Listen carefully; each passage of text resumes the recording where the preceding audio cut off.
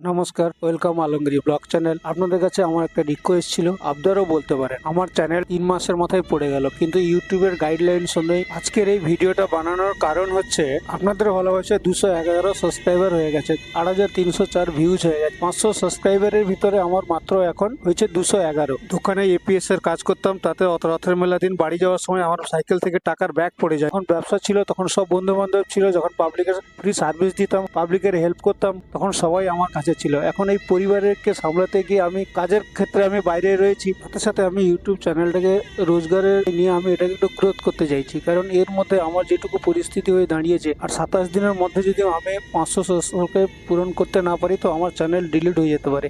আমি এত পরিশ্রম করার পরে যদি আমার চ্যানেল ডিলিট হয়ে যায় তাহলে মানসিক দিক দিয়ে খুব অসুস্থ হয়ে পড়বো। আমি সেজন্য আপনাদের একটু সাপোর্ট চাইছি।